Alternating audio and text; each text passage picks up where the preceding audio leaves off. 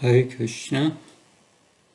Please accept my obeisance, all glories to Srila Prabhupada.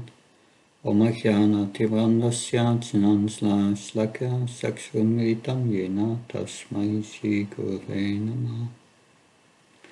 Shri Chaitanya Manopistam Stapitam Yena Bhutale Svayam Rupakadamayam Dadati Svapadantikam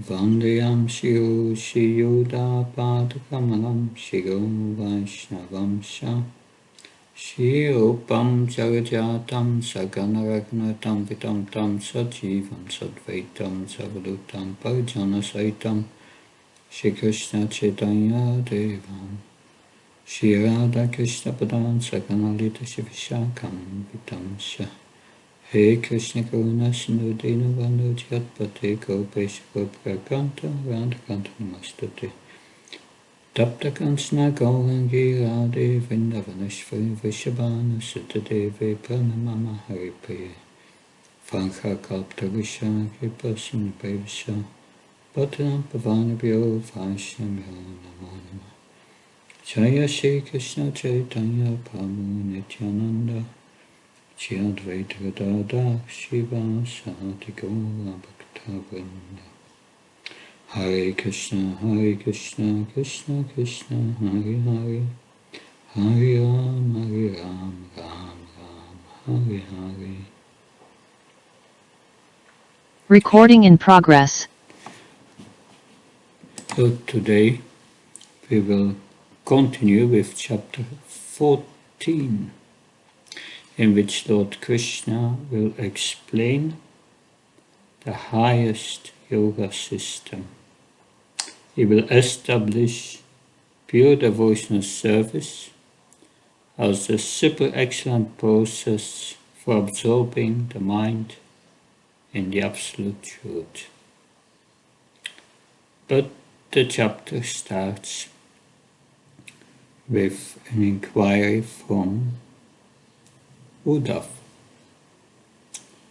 Om Namo Bhagavate Vasudevaya Narayanam Namaskrityam Nam Chiva Narottanam Devim Saraswatim Vyasam Tato Jamudiyayat Nastapesya Bhatrasu Nityam Bharata Sevya Bhagavatam Bhakti Bhavta Naistiki.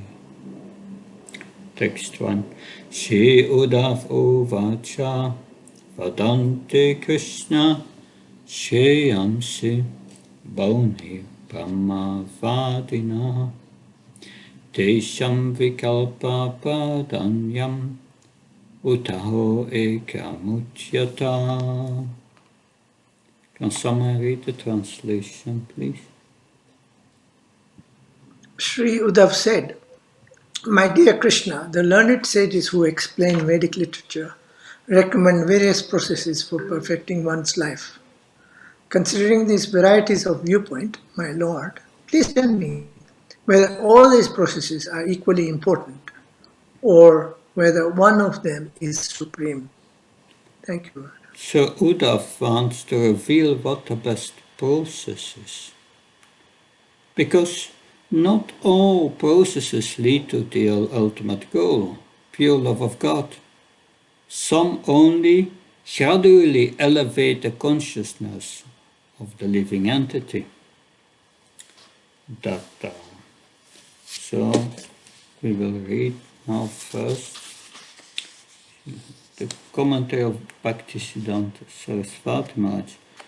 So Shri Uddhav requests further clarification regarding what he has already heard from the Lord. He also wishes for the Lord to clearly state what is the foremost sadhana. Uddhav said, the sages who know Brahman have propounded various paths of attaining the perfection of life. Please tell me which of those sadhanas is the best and most effective. So what is the best process? What is most effective? And the answer we will find in this chapter, text 2.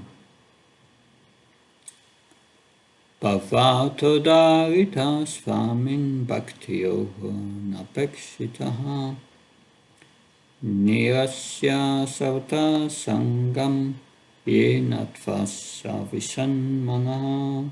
Can someone read the translation, please?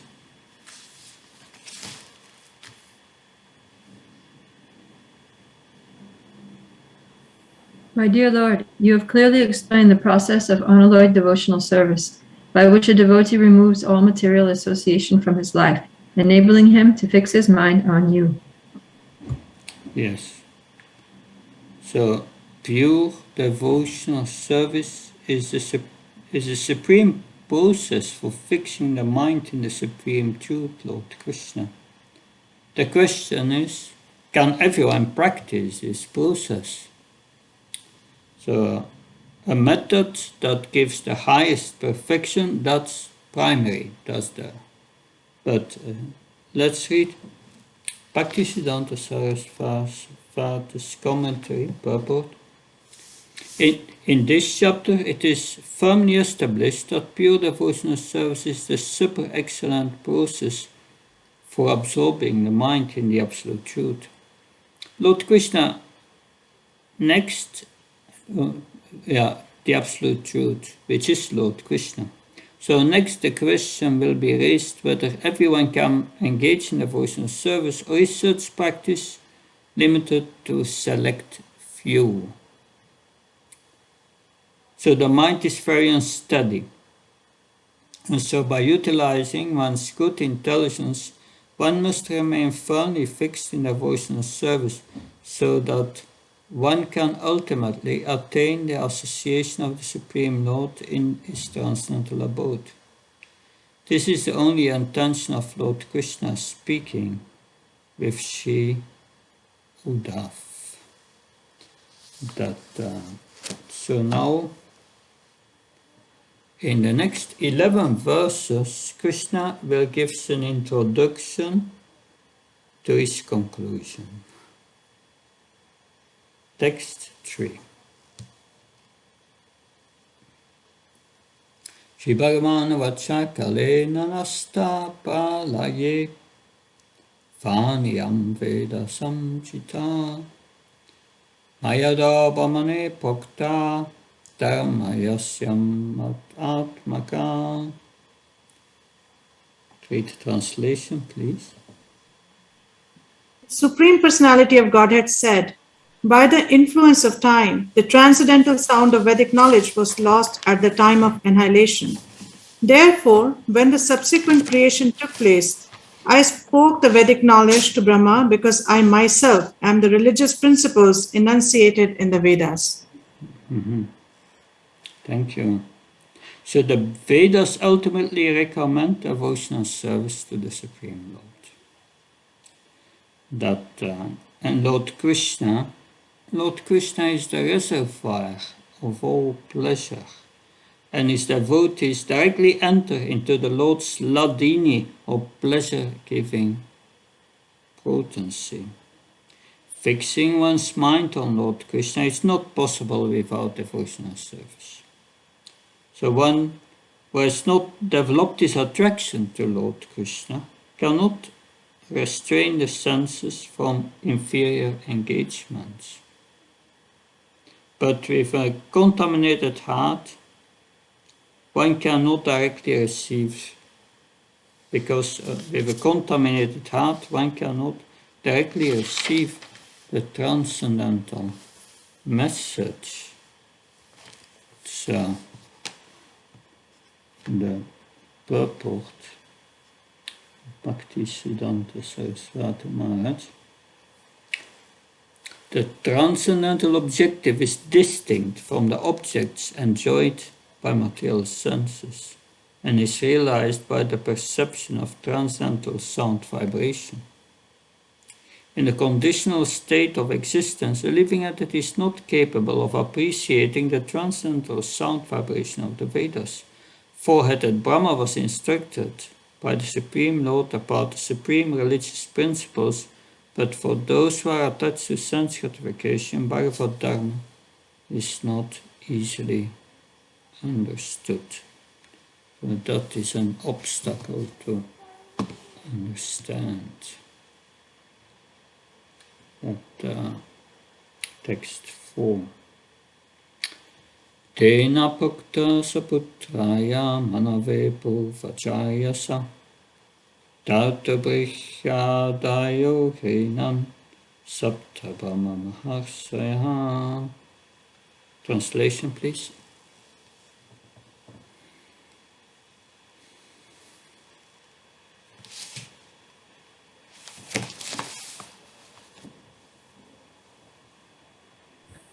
Lord Brahma spoke this Vedic knowledge to his eldest son Manu, and the 7 great sages headed by Bhrigu Muni then accepted the same knowledge from Manu. So, definition. Bhakti Yoga is a natural activity of one whose nature is completely purified by the association with the Supreme Lord. So what does that mean? One who is pure in heart will naturally engage in devotional service, natural attraction. So that's Bhakti Yoga, that's the purpose, to revive that natural activity of the soul, of the pure soul. So, and all other processes, they are meant for those whose nature is still affected by material modes, and thus such processes, along with their results, are themselves also materially contaminated. So devotional service is a pure spiritual process. By executing devotional service with a pure consciousness, one comes directly in touch with the Supreme Personality of Godhead, who is the Supreme Pure. Pavitram itam uttamam, Bhagavad 9.2. So the same knowledge spoken by Brahma to Mana is still available via the Guru Parampara. So there are many living entities with different natures. And everyone's has a certain mentality, and from this mentality desires spring up. And therefore there is a need of varieties of philosophy and religion that so we know in Bhagavad Gita, Srila Prabhupada explained what a Muni is.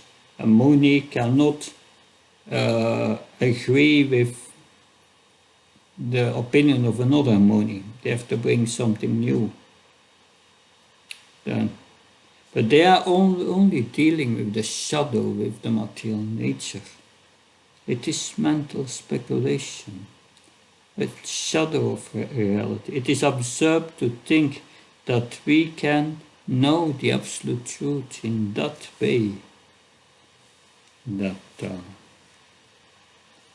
no 5.7. Can someone read the purport, the translation, please?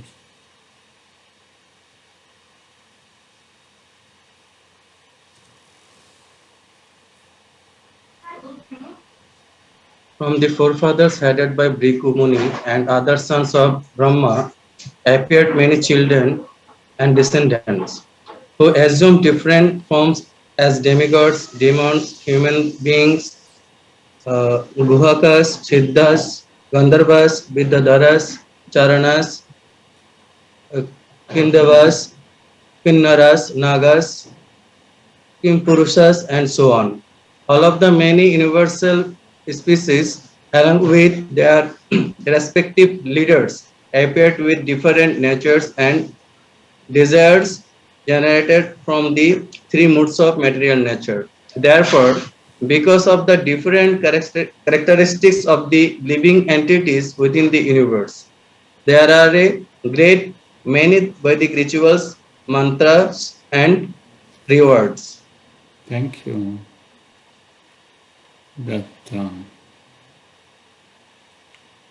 So can someone read the first paragraph of the purport? If one is curious why Vedic literatures recommend so many different methods of worship and advancement, the answer is given here. Raghu, Marichi, Atri, Angira, Pulasya, Pula, and Kritu are the 7 great Brahmanas sages and forefathers of this universe. The Kindavas are a race of human beings who are like the demigods, completely free from the fatigue, sweat, and body odor. Seeing them, one may thus ask, Kim Deva, are they demigods?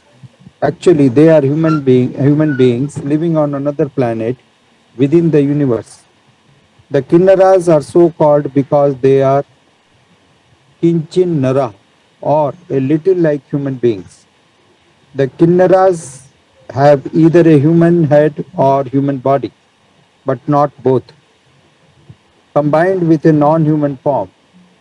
The Kim Purusas are the so-called because they resemble human beings and thus prompt the question, Kim Purusa, are these human beings? Actually, they are a race of monkeys who are almost like human beings. Srila Bhakti Siddhanta Saraswati Thakur, sorry, Yeah, thank you. thank you. So the profilation of the Vedic literature, so the variety of Vedic literature and the variety of Vedic formulas indicate only the variety of material illusion and not the variety of ultimate purpose. Ultimate purpose of the many Vedic instructions is one, to know and love the Supreme Personality of Godhead.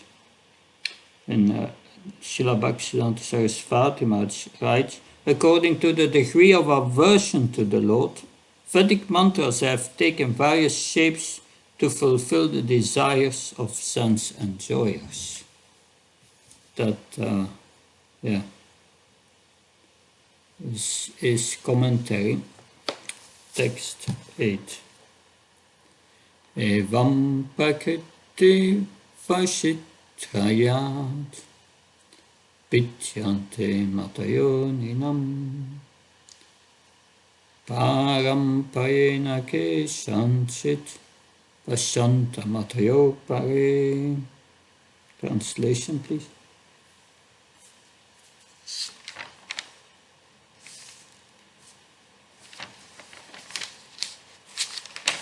Thus, due to the great variety of desires and natures among human beings, there are many different theistic philosophies of life which are handed down through tradition, custom, and disciplic succession. There are other teachers who directly support atheistic. Yeah, atheistic viewpoints. That so. Yeah, I read first the purport of Bhaktivedanta Saraswati Maharaj. While viewing the variegatedness of the material world, materialistic people are distracted from the understanding of the eternal truth. Following in the footsteps of atheistic philosophers, many unfortunate people are misguided and thus miss the opportunity afforded by the human form of life. Acceptance of principles that are contrary to the Vedas is a prime example of misfortune. So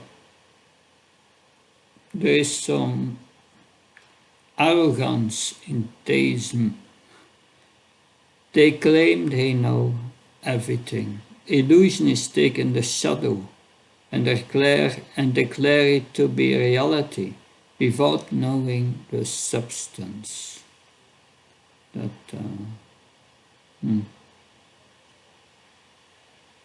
So this is situation. Text 9. Manmaya Murita Diya Purusha Purushakshaba Shreya Vadanti Anekantam Yata Karma Yata Ruchi. Translation, please. Oh, Oh, blessed. best, Please, Prabhu, continue. Please, Prabhu. O best among men, the intelligence of human beings is bewildered by my illusory potency, and thus, according to their own activities and whims, they speak in innumerable ways about what is actually good for people. Yeah.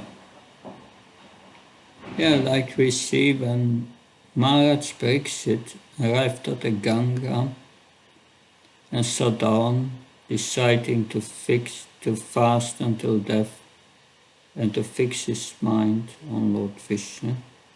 Then many sages came all over the universe. All these sages were disciples of Srila Vyasadeva. And Srila Vyasadeva saw that Kali Yuga was coming and that the memory of people would be restricted, and therefore he gave different parts to memorize to different sages. So all these sages has looked at different parts, they knew different parts of the Vedas that yes, Singapore, you want to comment on that? A small question here. As I earlier also heard that Maharaj Parikshit fasted till death. So the question is that was this fast intentional, or this fast happened because he was absorbed in the katha? So the question is whether he was intending to fast, or he fasted spontaneously without knowing because he was fully absorbed. Maharaj Pariksit renounced this world and decided to fast until death because he wanted to prepare for leaving this world. He had only 7 days. So 7 days fasting is not a big thing. And therefore he decided so that he could use his time not with eating and sleeping, but with hearing and absorb his mind in the glories of the Supreme Lord. Thank you, Maharaj. Thank you. Yeah. So he was sitting down, all these sages, disciples of Srila Vyasadeva were there, they knew different parts of the Vedas. And Maharaj Pariksit asked them, what's the duty of a man about to die? And yes, what's the duty of man about to die? And he got all different answers because they were looking their answers in the part of the Vedas they knew and in which they were specialized. So they forgot, they didn't see the big picture anymore, which is that everything is meant finally to develop love for Krishna. But some poses and some parts of the scriptures are a gradual development, and others, the process of devotional service is a direct process. So they were bewildered that, yes, so we have this verse 9. The best among men, the intelligence of human beings is bewildered by my illusory potency. And thus, according to their own activities and whims, they speak in innumerable ways of what is actually good for them. So what is good for the people? The best thing for everyone is to surrender to the Supreme Personality of Godhead, Krishna, and thus realize one's eternal nature. So that is factually good for everyone, so that they can realize one's eternal nature of bliss and knowledge. But without knowledge of the absolute truth, many so-called learned people are whimsically advising other whimsical people who lack perfect knowledge of the actual goal of life. And what is the problem? It's pointed out by Bhaktivedanta Saraswati Maharaj, and I read only the last part of his purport. Being without sadhu sangha, they are unable to properly worship the Supreme Lord, and this induces them to accept more and more anarthas. The person who has no faith in the Supreme Lord, who has no sadhu sangha, and does not worship the Lord, is certainly full of anarthas. Being mad after material enjoyment, they have no taste for spiritual life, and are thus denied the opportunity of realizing the absolute truth. So the Shreya, the ultimate good of the people. We heard in the first canto, most people are into the prayas, the immediate good for the body. But the Shreya is the ultimate good. Knowing what is good for people, that all this mental speculation is the dancing of the mind produced by the three modes. It's Maya, Sakti. Maya Sakti is the land of contradictions. And so Krishna will speak in text 3 about text 10, next text 10, on the karma mimamsas.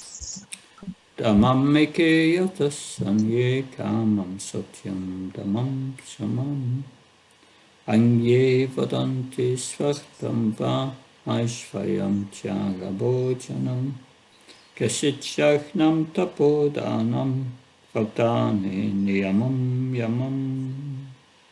Someone read the translation, please. Some say that people will be happy by performing pious religious activities.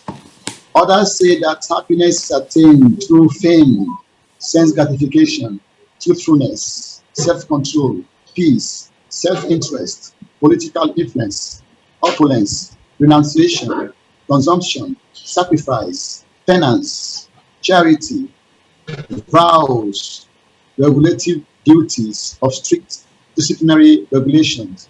Each process has its proponents. Yeah. So can someone read the purport, please? Dharmam eke refers to those atheistic philosophers called karma mimamshakas, who state that one should not waste time worrying about the kingdom of God that no one has ever seen and from which no one has ever returned.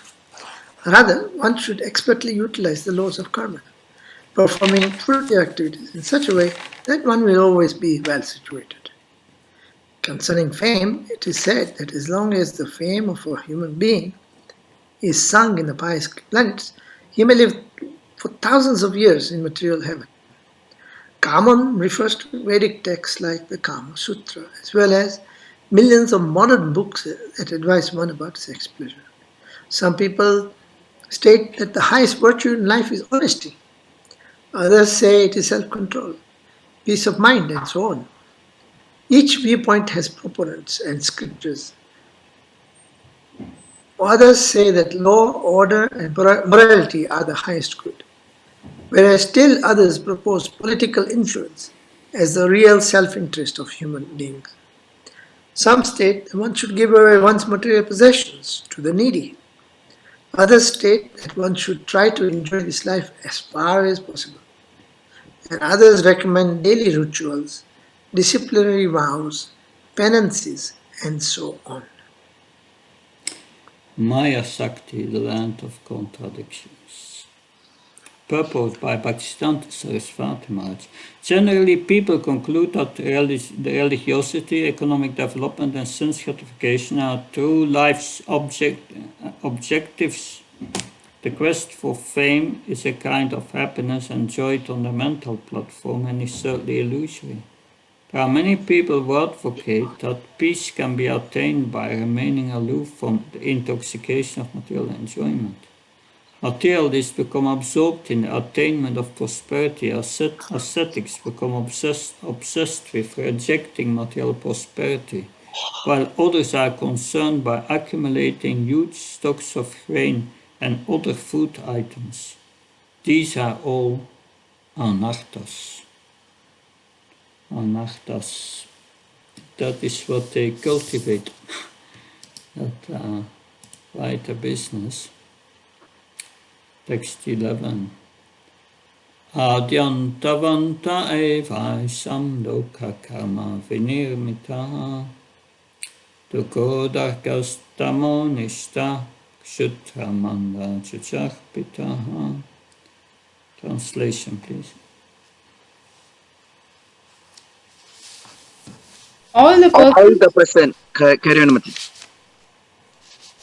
All the persons I have just mentioned obtain temporary fruits from their material work. Indeed, the meager and miserable situation they achieve bring further unhappiness and are based on ignorance. Even while enjoying the fruits of their work, such persons are filled with lamentation. Thank you. So the entire panorama of material existence is actually uninteresting and dull, manda. One cannot make real progress within the material world. No position in this world is permanent. People are going after what they want, putting themselves in the center, and accept religious on that basis. But on that basis, making progress is not possible. So this is going on in the material world. And unfortunately, to a certain extent also in our movement, that we can observe that people who want to put themselves in the center, that and everyone says yes, this is a good person, and then politics comes and so many things. So it's also going on that this, whatever position we have, even in this movement, in Krishna's eyes we are equal. We are his servants. That he doesn't favor someone, especially because he has 10,000 followers, and the other is a simple bhakta in the kitchen trying to clean. That no, he accepts from both service equally. And we may forget that. We are searching for position. We try to get some happiness out of this ISKCON movement. But that's not the purpose. The purpose of devotional service is not to become happy in this world. The purpose is to get out of it and develop love of God. So we have to be very careful with these principles. They are very important. If we forget them, we become bewildered, and then we live in the association of others who will help us to believe in that bewilderment. So being situated in this knowledge is very, very important. Text 12. Mariarpitatmana sapya nirapexasya sarvataha mayatmana sukam yattat kuttasya visayatmanam. Can someone read the translation, please? Text 12. O O learned Uddhava, those who fix their consciousness on me, giving up all material desires, share with me a happiness that cannot possibly be experienced by those engaged in sense gratification. Giving up all material desires is not an easy thing, very difficult. The actual purport of Vedic knowledge is explained in this verse. Even Sattva Guna cannot give one perfection. If we go to the purport, that here, can someone read the last part, which is highlighted now, according to Srila Sridhar Swami, here starting. According to Srila Sridhar Swami, one enjoys the happiness spoken of in this verse while associating in one's own spiritual body with the supreme transcendental form of the Lord. The Lord's transcendental form is filled with infinite wonderful qualities, and the happiness of being with the Lord is unlimited. Unfortunately, materialistic people cannot possibly imagine such happiness, since they are not at all inclined to love the Supreme Personality of Godhead. So the tiny soul connects with the unlimited by bhakti. And the result is transcendental happiness. And what's the process? You fix the mind on Krishna and not on the sense objects. That is the process. Text 13. Akincanasya dantasya santasya samasetasya maya santushta manasa savata sukhamayatisa. Translation, please. One who does not desire anything within this world, who has achieved peace by controlling his sense, whose consciousness is equal in all conditions, and whose mind is completely satisfied in me, finds only happiness wherever he goes. Yeah. Who has achieved peace by controlling his senses. So first, not desire anything in this world, and then also controlling one's senses. One must become equal in all conditions, happiness or distress. The mind must be completely satisfied. If you can do these four things, then you find happiness wherever you go. So one who has developed Krishna consciousness is never separate from happiness, because Lord Krishna is all pervading. So now I read the purport of Bhaktivedanta Saraswati Maharaj on verse 13. Those who are capable of controlling their senses, who are not bewildered by material desires, who do not consider anyone as inferior to them, who are always satisfied in whichever condition they are put by the Supreme Lord, and we have no inclination to possess anything in this material world, can experience happiness everywhere. In this regard, one should carefully consider this verse from Chit Chaitanya Chandramritam, verse 5, by Prabodhananda Saraswati. Kaivalyam narakayati tridasa purakasa puspayate Tudandidriya kalasah papatali potata damstrayate Vidimandra disakitiya vishvam punam sukayate Yat karuna kataksha vaibhava vatam gauram eva stuta. For those who have attained the merciful sidelong glance of Lord Chaitanya, impersonal liberation becomes palatable as going to hell.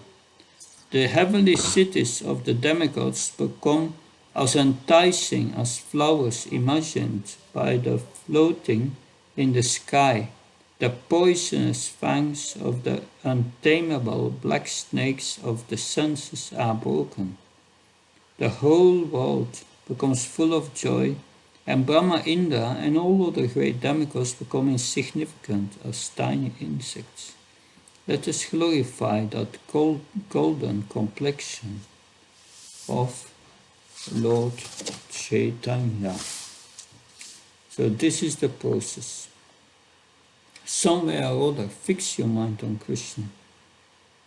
Follow this process and mature.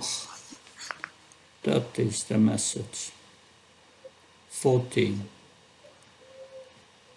Na paramestiam na mahendra disniyam na sarvabhaumam na rasadhipatyam na yoga siddhira punarbhavam va mayi arpita mechati matvinam yat.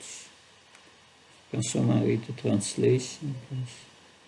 One who has fixed his consciousness on me desires neither the position or abode of Lord Brahma or Lord Indra, nor an empire on the earth, nor sovereignty in the lower planetary systems, nor the eightfold perfection of yoga, nor liberation from birth and death.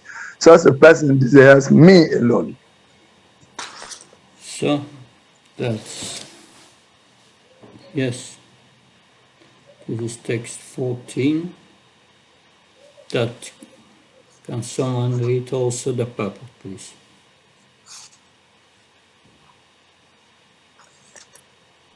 The position of the Akinchana pure devotee is described in this verse. Sri Priyavat Maharaj is an example of a great devotee who was not interested in universal sovereignty because his love was completely absorbed in the lotus feet of the Lord. Even the greatest material enjoyment appears most insignificant and useless to a pure devotee of the Lord. Yeah, there is a verse spoken by Vitrasura, which is nearly the same. I don't have the reference. But now Krishna will speak more about the intimacy of his relationship with his devotees, starting in the next verse. Nattata me priyatama atmajoni nasankara nasa sankarsano nashir naivatma sayata bhavan. Can someone read the translation, please?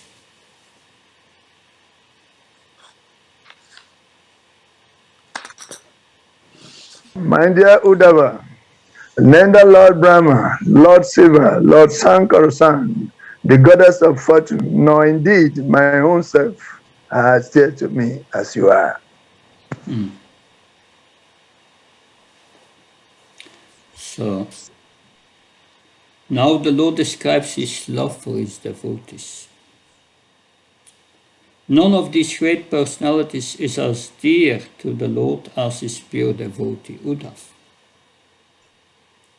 So, we have the second half there. We have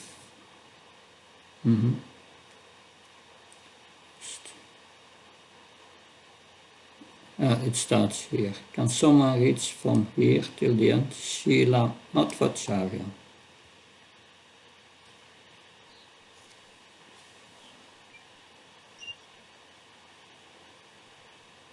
Srila Madhvacharya cites from the Vedic literature the example that a gentleman sometimes neglects his own interest and that of his children to give charity to a poor beggar.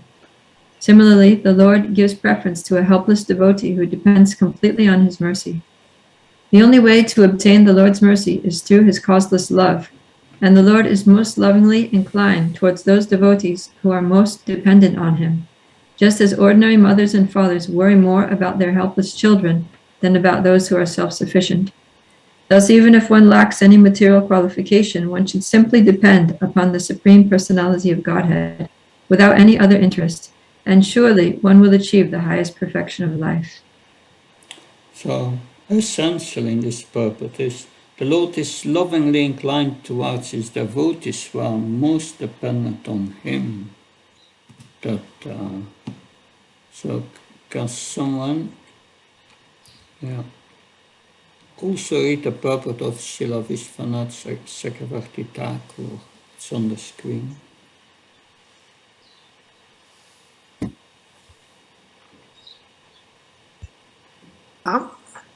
How much is the devotee dear to you? Srila Swami says. Even Brahma, my own son, Shiva, arising from my Swarupa, Shankarshan, my brother, Lakshmi, my wife, and my own form, are not as dear to me as the devotee. However, out of great joy, he praises Uddhava specifically.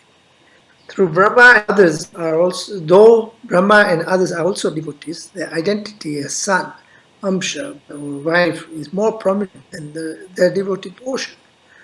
According to the rule that things are designated by predominant qualities, they should be designated as son, Amsa, brother, and wife rather than as devotees. In persons like Nanda and Yashoda, their bhakta portion is much greater than their identity as parents because of the greatness of their prema. Thus, they are called devotees rather than parents. They are dearest to Krishna. Ashyayam stad vidam loka atmano bhakta vasyatam. The Lord displays the attribute of coming under the control of his devotees. Srimad Bhagavatam 10, 11, 9. Thus, they are called devotees, and they bring Krishna under their control. The excellence of Yashoda is praised.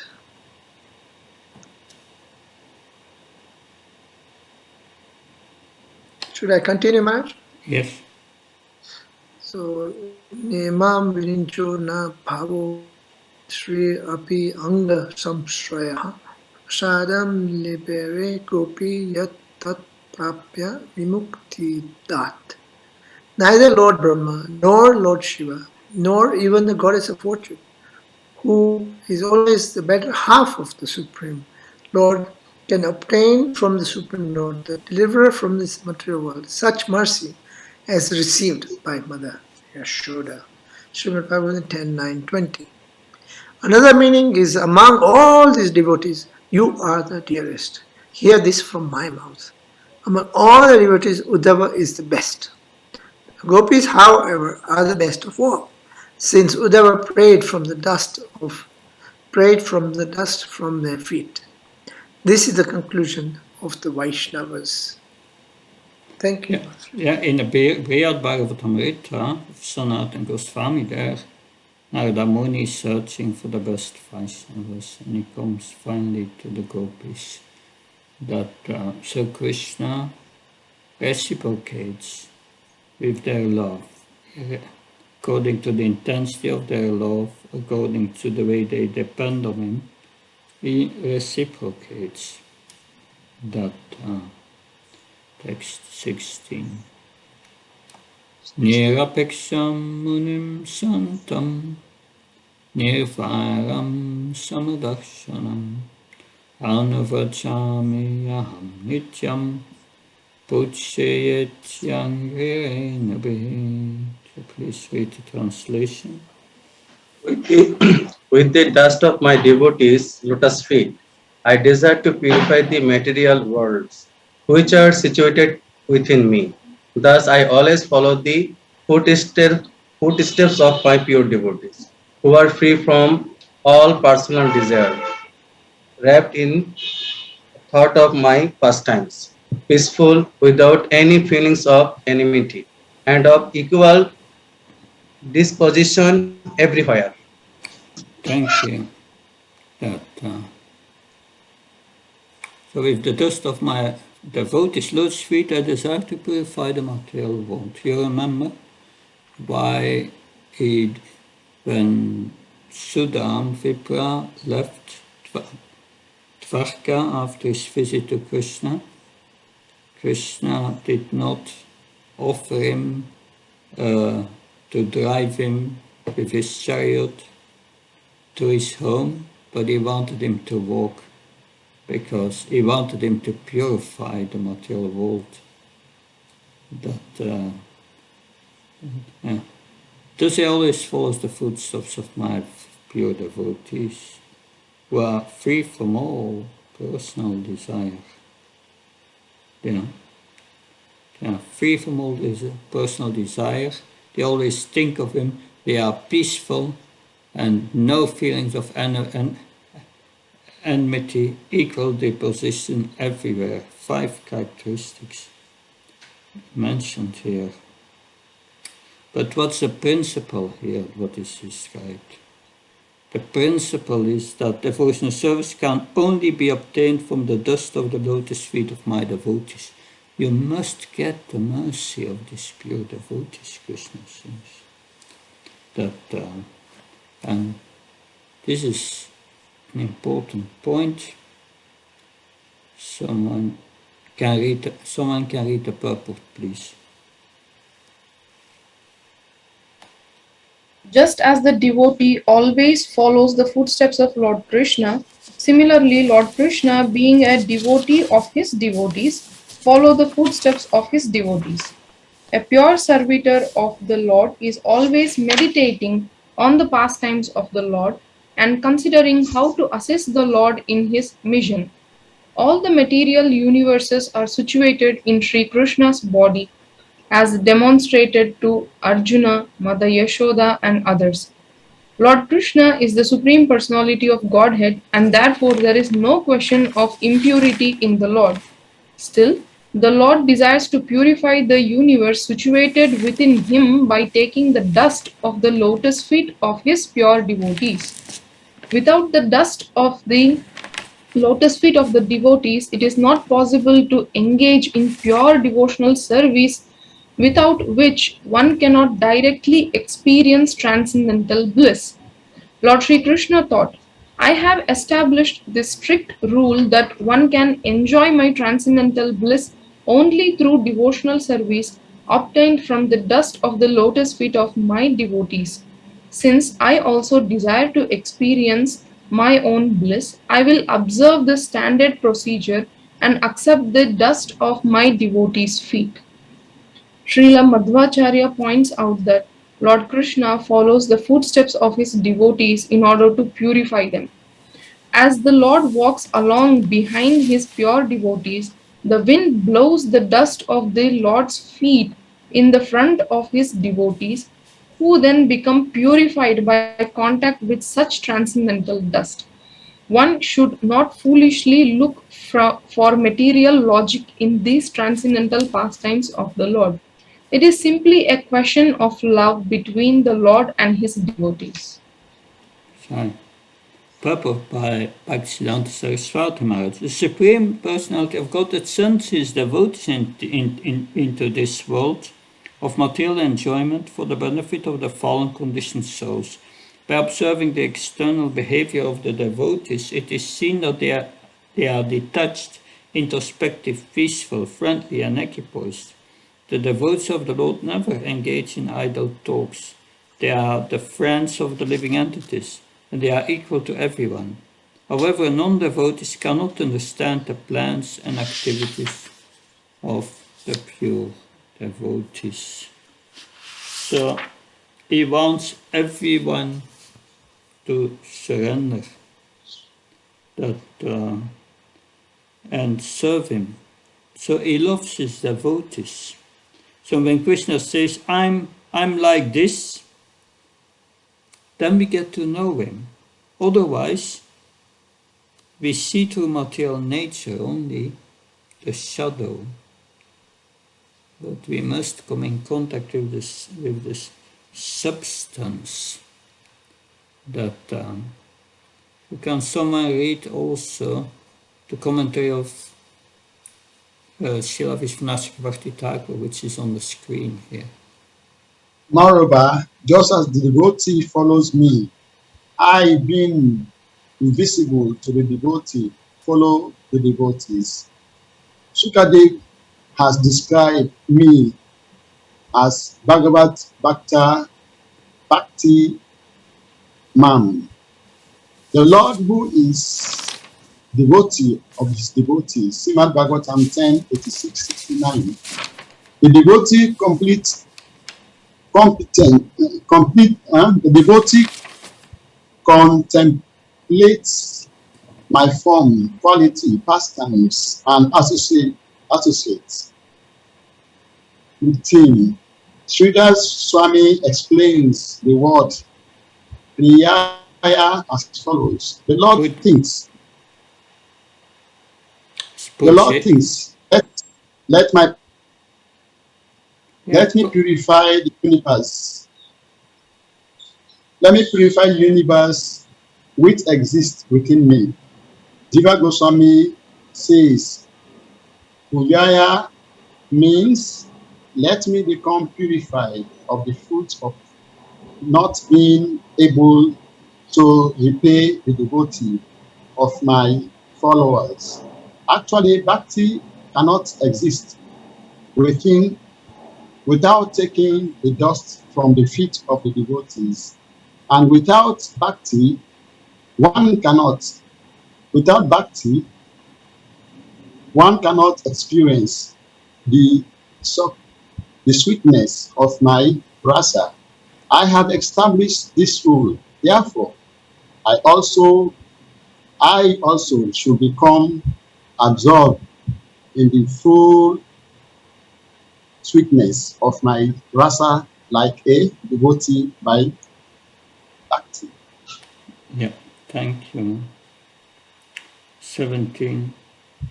Nishkinshana mayanurakta setasa santa mahanto kilajiva vatsala kamerana lapta diyoshu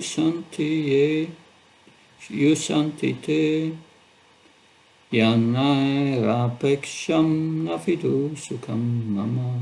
Read the translation, please.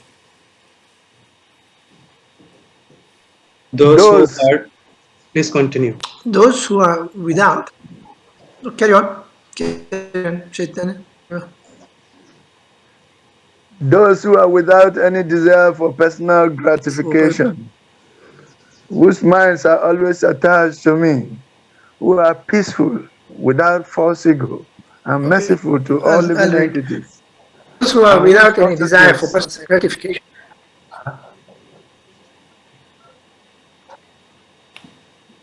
Yeah, I see. There is some competition, spiritual competition, but that's very good. But I will read it.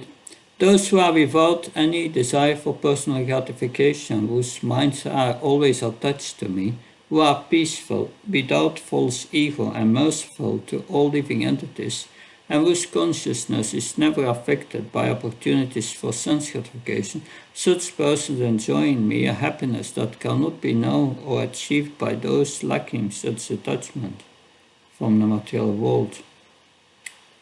So Krishna is saying here, since all others have some material desire, they cannot experience such happiness. So pure devotees always desire to give Krishna happiness and give Krishna conscious happiness to all others. Pure devotee is not tempted or attracted when opportunities for sense gratification arise and does not fall down. That's a pure devotee. 18. Bhatyamanomi bhakto visaye achitandriyaha praya prakalpaya bhaktya visaye napi bhuyate. Translation, please. My dear Uddhava, if my devotee has not fully conquered his senses, he may be harassed by material desires. But because of his unflinching devotion for me, he will not be defeated by sense gratification. Purport by Bhaktivedanta Saraswati Maharaj. For the benefit of neophyte devotees who cannot fully control their senses, the Supreme Lord said, even though a devotee could not control his senses and thus remains attached to sense gratification, if he wants to advance in devotional service to me and enthusiastically engages in sadhana bhakti, so that he may healthily come to the platform of Bhava Bhakta, he will never meet with defeat. So Krishna is also thinking of us who are still attached. So that's very kind. And so this path of devotional service is so different from the impersonal path and all the other paths that so now text 19. Text 19. Yatagnisu samitrashi kautedam sibasmasa tatamat visaya bhaktir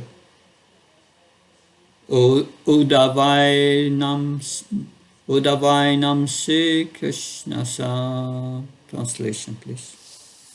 My dear Uddhava, just as blazing fire turns firewood into ashes, similarly, devotion unto me completely burns to ashes sins committed by my devotee.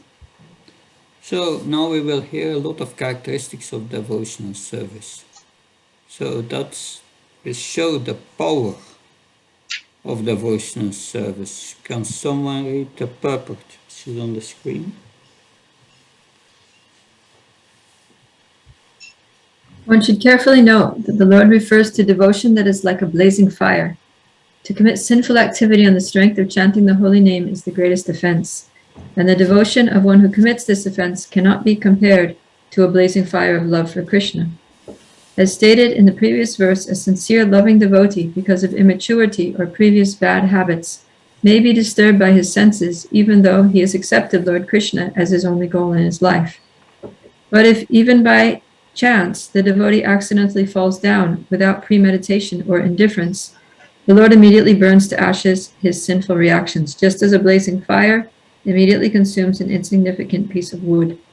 Lord Krishna is glorious, and one who takes exclusive shelter of the Lord receives the unique benefits of devotional service to the Supreme Personality of Godhead.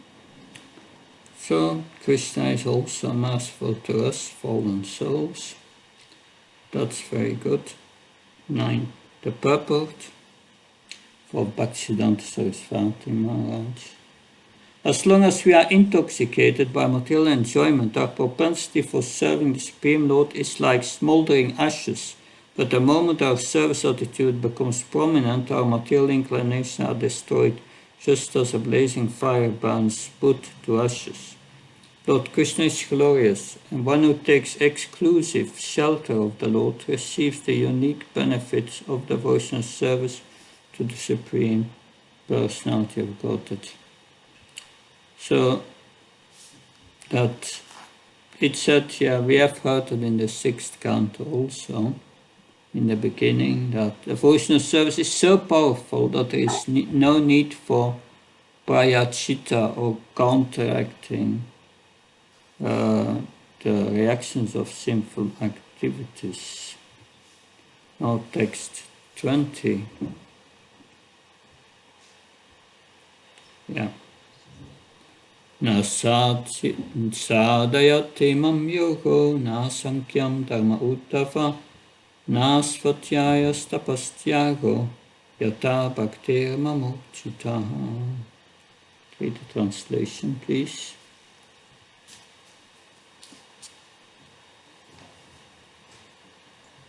My dear Uddha, the unalloyed devotional service rendered to me by my devotees bring me under their control. I cannot be thus controlled by those engaged in mystic yoga, Sankhya philosophy, pious work, Vedic study, austerity, or renunciation. Right. We have heard that before also. It's in Bhagavad Gita that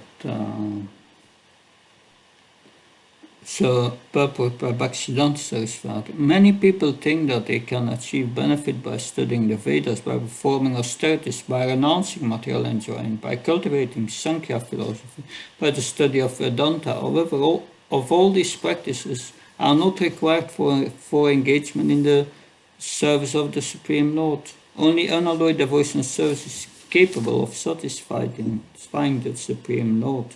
So Krishna says here, we should be confident that in devotional service itself will purify and remove our attraction. That text 21.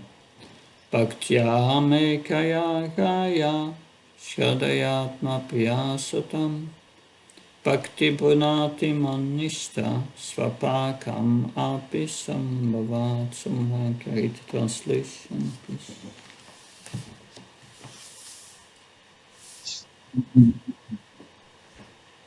Only by practicing unalloyed devotional service with full faith in me can one attain me, the Supreme Person of God on earth.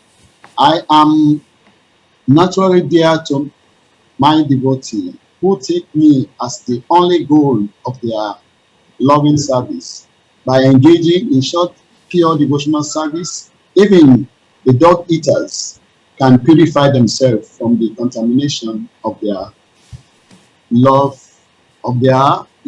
birth. Thank you. The propensity for material enjoyment among those who are very fond of eating dogs is so strong that they have very little faith in the service of the Supreme Lord. Devotees of the Lord are not interested in eating abominable food. They give up all varieties of sense gratification and attract the attention of the Supreme Lord by remaining completely dependent upon Him. The devotees love the Supreme Lord as their most dear friend, and as such, the Lord takes pleasure in their devotional activities. Simply by developing the propensity for rendering devotional service to the Lord, the people of this world are now engaged in acts of sense gratification, can become liberated from the material conception of life. That is the purport of Bhaktivedanta Saraswati Maharaj. So only by pure devotional service can one obtain Krishna, and therefore it is the highest. So if we advance in Krishna consciousness, our faith increases, our realizations increases. Now text 22. Dharma satyadayo peto vidyava tapasam vita mat bhaktya petamatmanam nasamyak papunati. Neither religious activities endowed with honesty and mercy, nor knowledge obtained with great penance can completely purify one's consciousness if they are bereft of loving service to me. Thank you. So,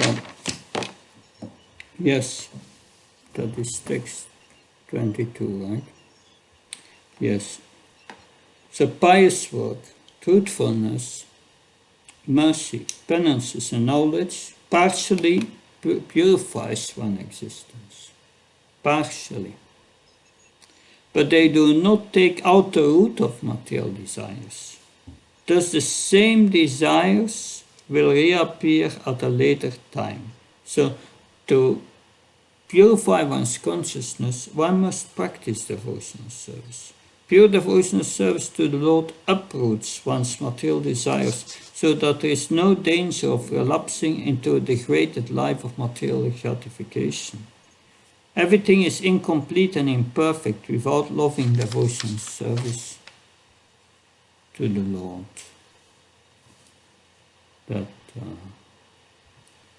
So now 23, the last text of today. Katam vina roma harsham tavata shetasavina vinandasu kalaya Sutye Bhakta Vinasaya. Translation, please.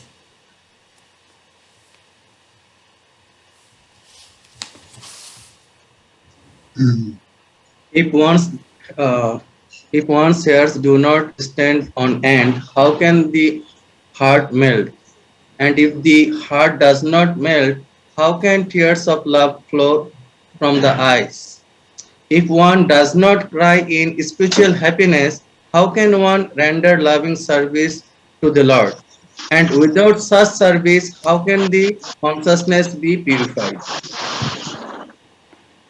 So this verse is the essence of Srimad Bhagavatam. So one who chants Krishna's names properly feels ecstasy. So this verse, the further characteristics of devotional service are described. Pure devotional service rendered in love of God is so powerful that it burns to ashes any obstacle encountered on the path of progress. So the Lord has started this chapter that loving service to Him is a blazing fire that burns to ashes all impediments. So in contrast, the small fires of mental speculation or mystic yogi can be extinguished by sinful desires at any moment. Thus, by hearing Srimad Bhagavatam, one should ignite a blazing fire of loving service to the Lord and burn to ashes the network of material illusion. So I will read the purport first of Vishwanath Chakravarti Thakur and then Bhaktisiddhanta Saraswati Maharaj. So devotional service which produces symptoms of ecstasy, such as standing of the hair of the body on end, is the only means to completely purify the heart. Only devotional service is capable of melting the heart, and not any other sadhana. How can the heart become purified without manifesting symptoms such as tears in the eyes, the hair standing on end, and so on? Sri Krishna Chaitanya who had incarnated to deliver the people of Kali Yuga, said, even after studying the science of the absolute truth as described in the Upanishads, if one does not hear the glories of Lord Hari, then the transformations of love of Godhead, indicating the melting of the heart, such as the shedding of tears, will not manifest. Even as one continues to engage in the activities of Krishna consciousness, if his heart does not become purified, the tinge of impurity that does not allow him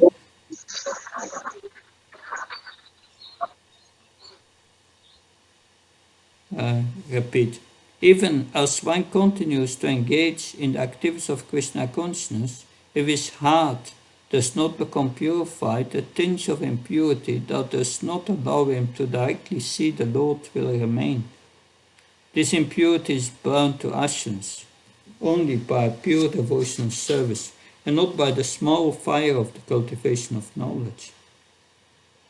Now Bhaktivedanta Saraswati Maharaj writes, one's heart cannot be purified while one is constantly engaged in material enjoyment. Our desires can be purified only by dovetailing them in the service of the Supreme Lord. If we don't engage ourselves in the Lord's service, then the spirit of material enjoyment will keep us forever bound to the fruits of our actions. When the heart melts, one sheds tears of love and the hair of the body stands on end. Until that time, material enjoyment, which is always mixed with frustration, will continue to misguide us. So we are halfway the chapter. We have most of the important purpose already of the chapter. So we will now have a break. Let's see, it's now Recording stopped. 4:13. Let's resume at 4:25.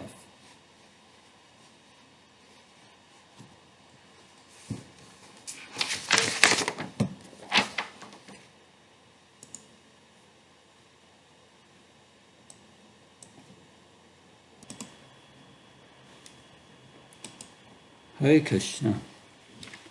Recording in progress. Recording stopped. Recording stopped.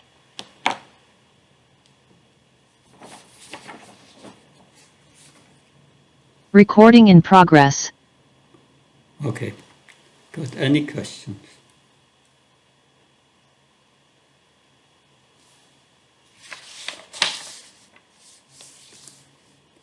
Yes, Mother. Lalita Pretimaya, please. Hare Krishna Maharaj. Maharaj, my question is regarding this dust on the lotus feet of Vaishnavas, the pure devotees.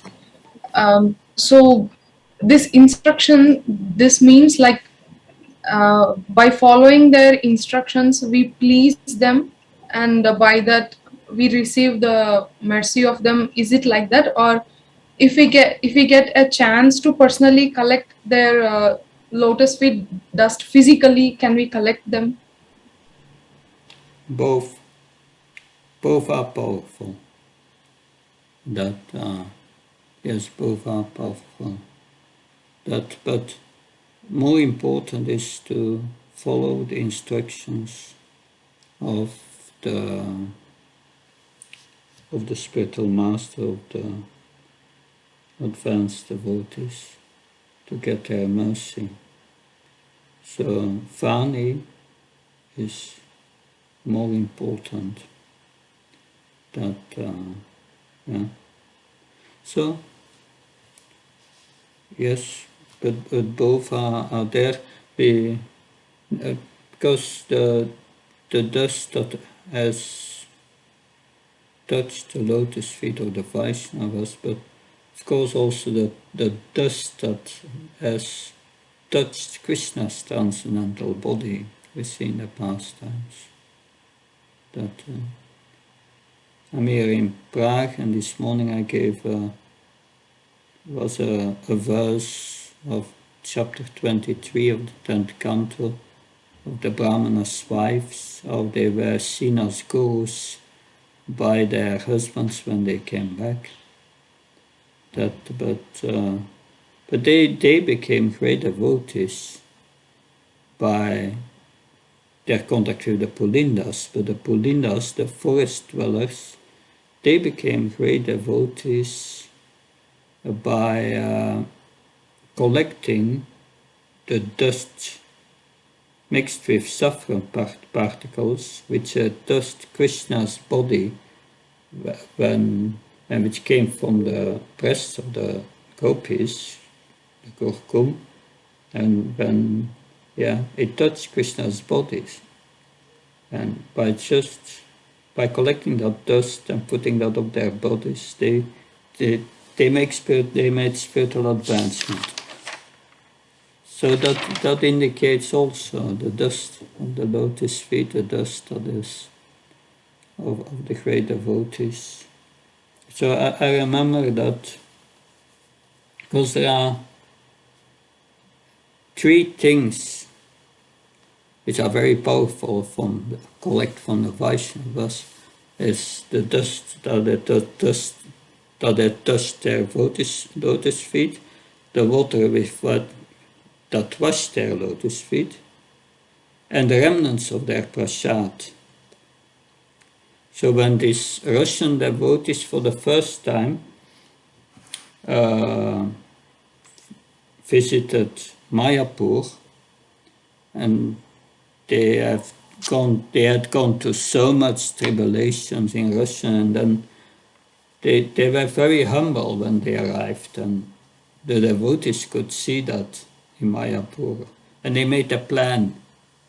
So they invited all these Russian devotees for a program in a big house, and at the entrance of the house they put a lot of sand, so they had to step on the sand, and then they washed their feet, and they all sat down, and then they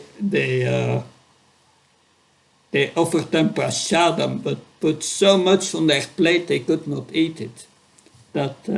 So in that way they collected these three items, and so after they left, they took the remnants and and they were rolling in the dust. And anyway, that, but you can also learn that from Chaitanya Charitamrita.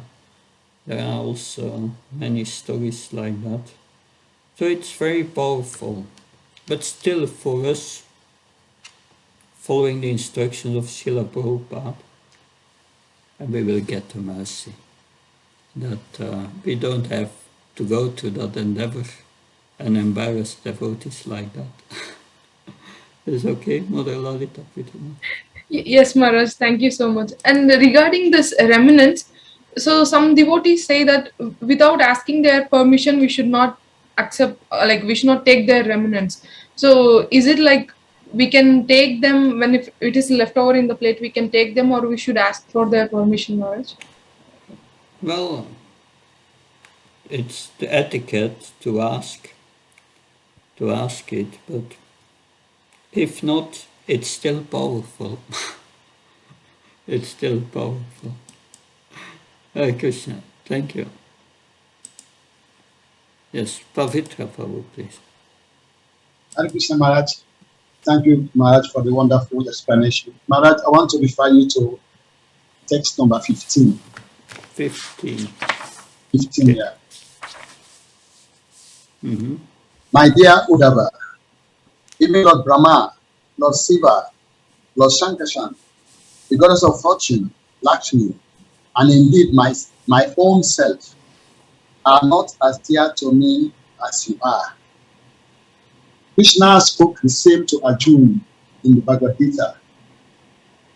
So among the two, who is more greater to Krishna, Uddhava or Arjuna?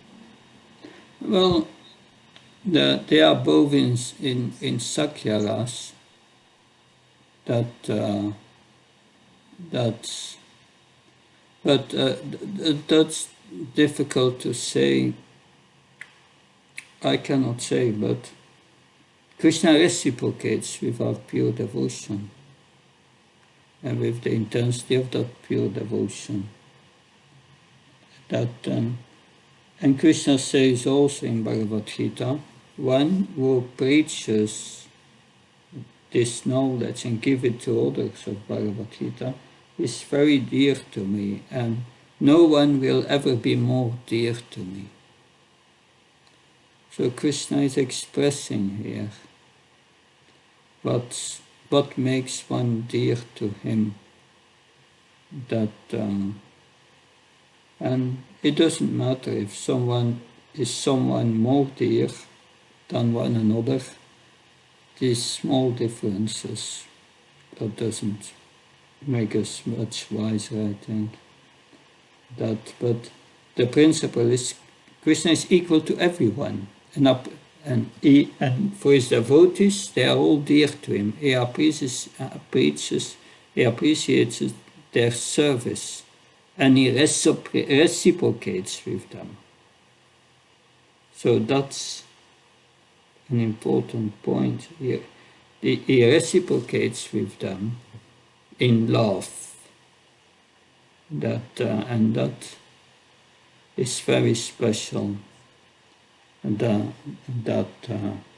here it is said the love of Uddhav was purer and more intense than Brahma, Lord Shiva, Lord Shankarshan. So we can see a pure devotee is love. That is what is said here.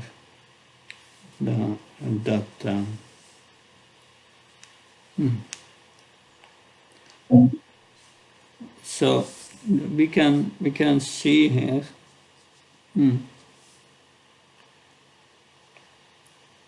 So because personalities like Brahma have a sense of their unique identity and position, they had not been addressed here as devotees. So it's the Brahma has still a subtle sense of false ego. But that is not the case by Nanda Maharaj and Mother Yasoda. they were very dear to Krishna, because they acted as his great devotees, acting as devotees. And also Uddhav was acting as devotees. Yeah. So he gave more mercy to Mother Yasoda than to others in parental love, because our love was more intense. We went to this list of the topmost 10 of parental love, and the first was Mother Yasoda. That's in the parental love. But Uddhav is in Sakya Ras. But Krishna says Uddhav is the best, but the gopis are higher. They are superior to Uddhav.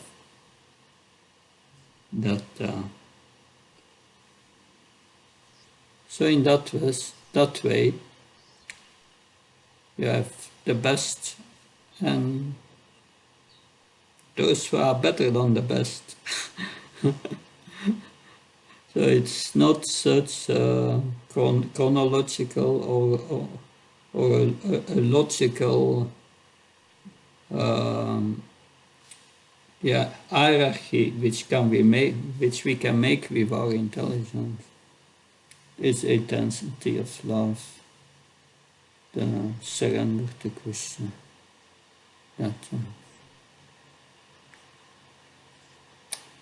No, that's the Vaishnava conclusion. Gopis are higher than Uddhav, although Krishna says Uddhav is the best. So, okay, Pavitra Prabhu, that's what I could say based on the purport. Yes, Maharaj, thank you, Maharaj. Maharaj, during the break, I was just reading the commentary or the summary of this chapter, and I found out that Lord Krishna spoke this knowledge to the demigods and demons. So why the demons are misbehaving with all this knowledge? Where did you read that? What's the reference that you are saying that? No, I did the before chapter 1, the summary of the chapter. Of this chapter? Yeah, chapter 14, the summary. They give a summary. The Supreme Person of Godhead replied to him that the original process of religion revealed in the Vedas has become lost during the time of annihilation. In the beginning of the new creation, therefore, the Supreme Lord spoke it again to Brahma. Brahma repeated it to Manu. Manu spoke it to the sage headed by Bhrigu Muni. And these sages, in turn, instruct the eternal religion to the demigods and demons. Moment. The summary. Yeah, I'm coming there. Moment.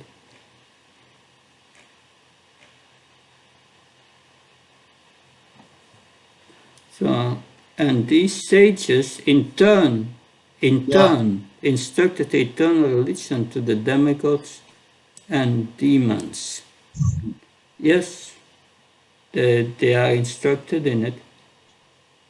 We are also preaching to sometimes to non-devotees. We are instructing them.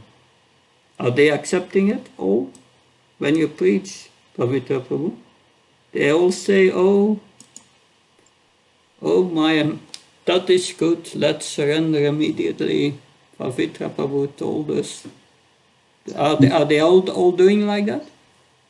No, Maharaj.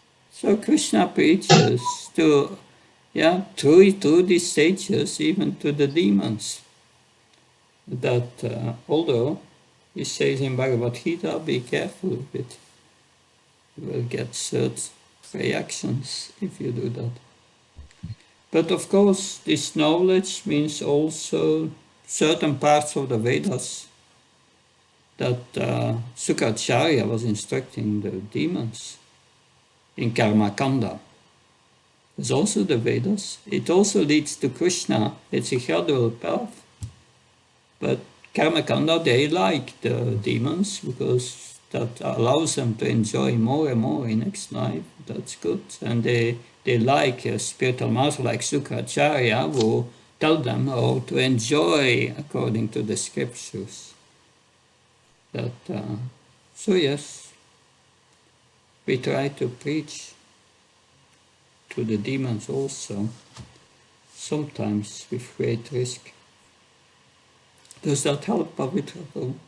Yes, Maharaj. Thank you, Maharaj. Okay, thank you. I also try to learn. So, Mother Prabhupada Priya, please. Hare Krishna Maharaj. So we're talking here about the fire of devotional service and how it's a blazing fire, but compared to the other processes that are small fires. Excuse me.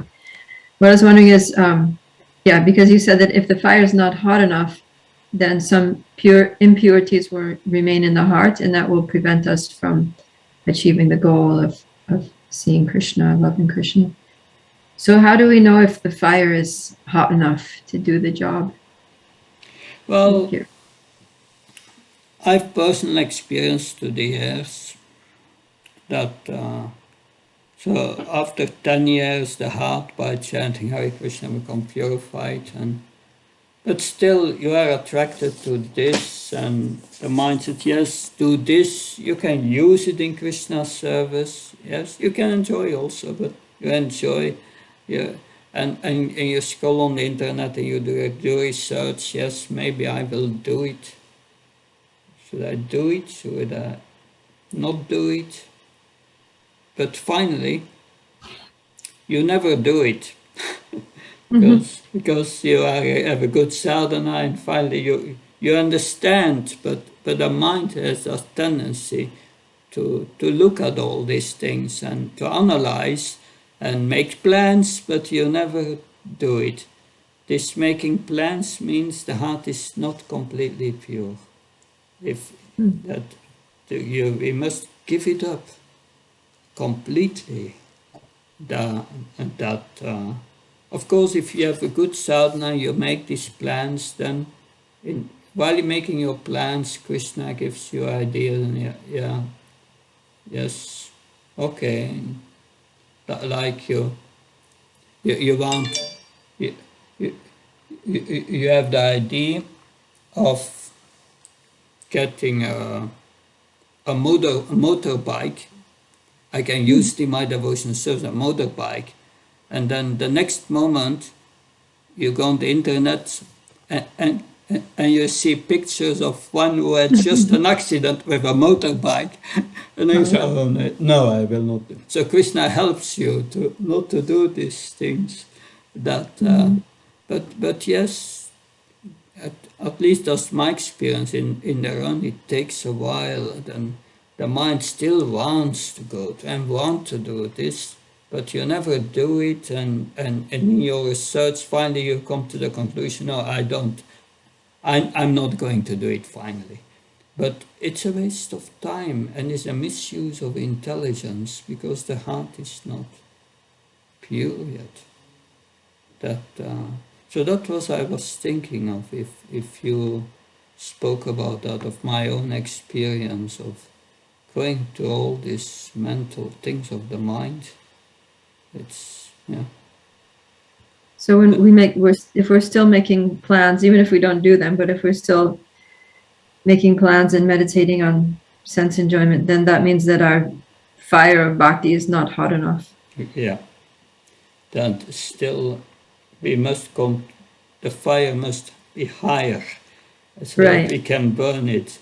So we must increase the doses of the medicine to get rid of the disease and hear more about Krishna and forget this. And the best cure is you stay in association of devotees in the temple. that and be engaged fully in Krishna's mission, and you forget about these things. And then you become purified more quickly. So the way to stoke up the fire and make it hotter is just keep hearing about Krishna in good association with devotees. Yeah, it's organize your life as such that you don't have time for these things. Too busy. I've too much service. That some devotees complain, too much service, but that's good. I have no time for these things. And the service is purifying you in the meantime. So you are saving a lot of time, because otherwise your mind drags you to all these things, to think about these things. Because the mind has a tendency to go to the past. Bhakti Sharma has always told me, don't look back. Only look to the future. Never look back. Forget about it. That if we look back, then in this material world nothing works out, and you get in trouble. So look forward. Also in this movement, because I'm 62. Half of my life was in this movement. And you look back to things. This happens and that happens and so on, and you feel frustrated. And stop thinking about these things. It's useless. Soon all those who have frustrated you are dead. They are gone, and it's all like a flash in time.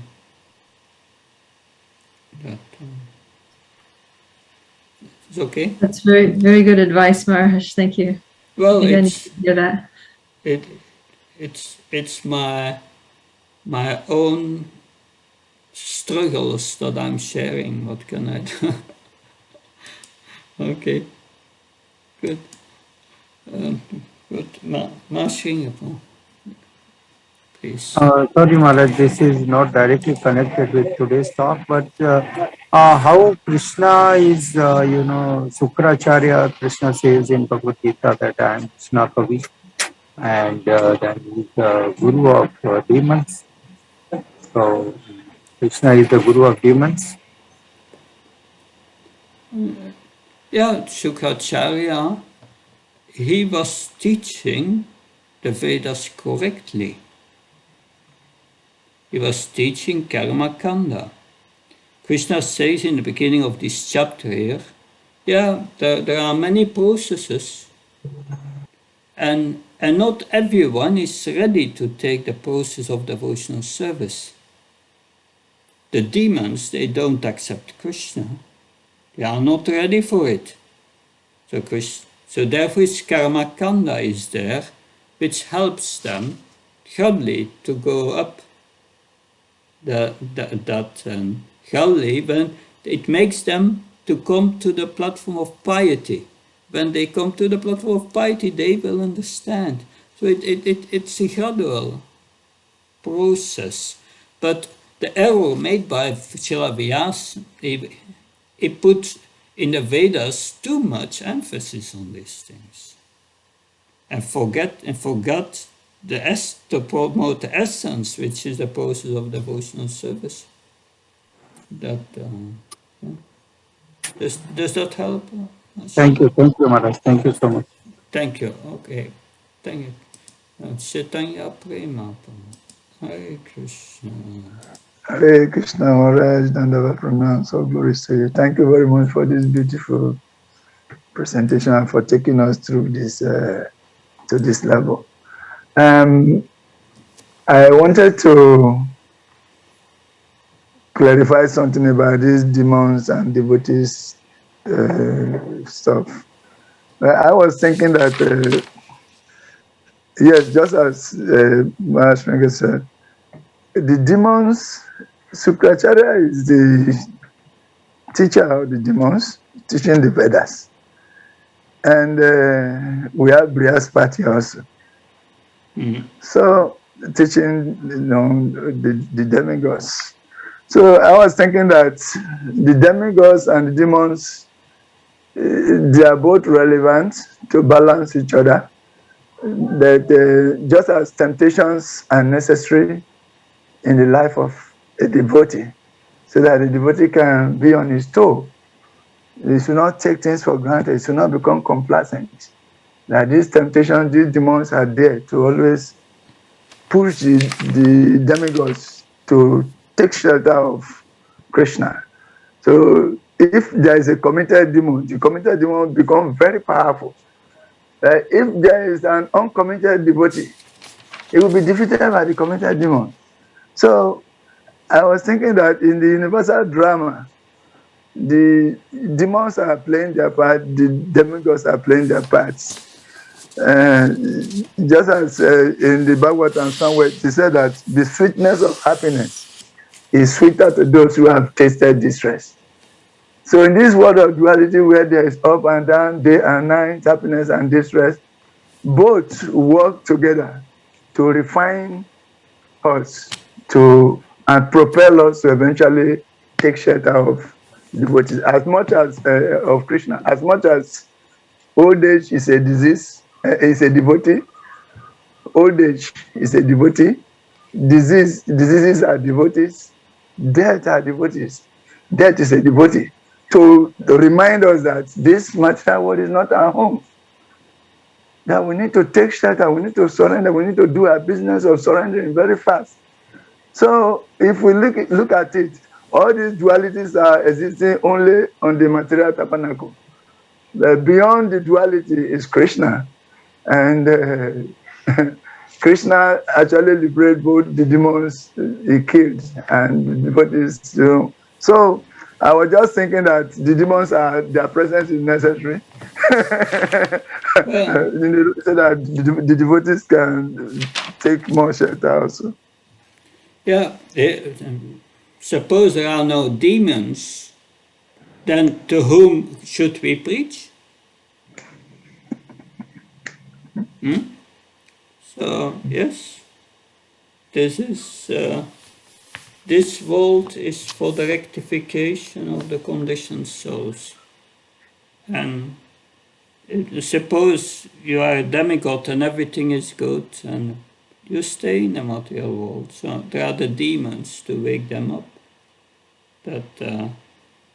And the demons, they want to conquer, but they are frustrated by the demigods. So that's the whole purpose of the creation. And Krishna appears for those who are situated in pure goodness, his devotees, to bring them back. That's his real purpose. But yes, that's the purpose of the creation. It's a place for rectification. And Krishna helps in so many ways. So thank you, Chaitanya Prema, to give us this insight. Hare Krishna. Any other Thank you very much. points? Good. Then we will continue with the second half of this chapter tomorrow. And then after that, Friday, we have chapter 15. Chapter 15, we will go in one lesson to the chapter, because there are long purports for those who are interested in all these mystic powers, but we want to come to one main principle, emphasize one main principle in this chapter. Good. Thank you. See you Thank you tomorrow. so much, Maharaj. Thank you, Dandot Pranam. Jai Prabhupada. Dandot Pranam. Thank you, Maharaj. Thank you, Maharaj.